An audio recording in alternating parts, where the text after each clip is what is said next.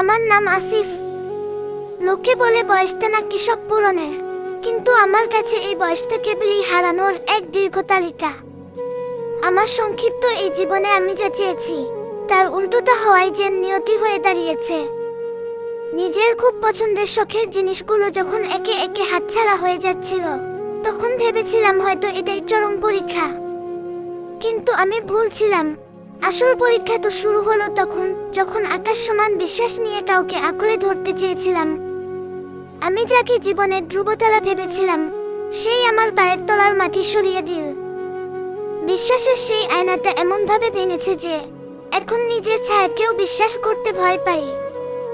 নিজের ভেতরকার সেই আত্মবিশ্বাসটা আজ ডাস্টবিনে পড়ে থাকা কোনো ভাঙা কাচের মতো নিষ্প্রাণ। বাসায় ফিরলে দেখি অসুস্থ বাবা মায়ের মলিন মুখ। সংসারের প্রতিটি কোণে জমে আছে টেনশন আর মানসিক চাপ। মধ্যবিত্ত পরিবারের ছেলে হওয়ার যে কি জ্বালা, সেটা প্রতি মাসে ঋণের কিস্তি টাকা জোগাড় করতে গিয়ে হাড়ে হাড়ে টের পাই।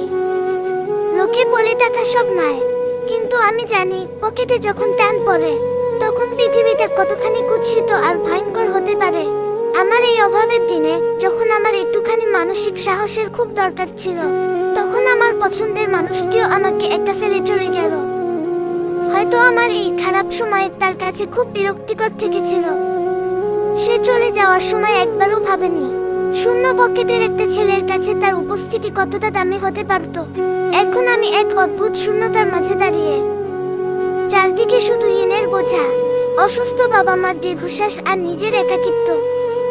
মাঝে মাঝে নিজেকে প্রশ্ন করি, আমি কি সত্যি আর পারবো? কিন্তু পরক্ষণেই মনে হয় যে জীবন আমাকে এত কিছু কেড়ে নিয়ে নিঃস্ব করেছে, তাকে অন্তত একবার দেখিয়ে দেওয়া উচিত যে আসিফ ভেঙে পড়লেও হার মানতে শেখেনি।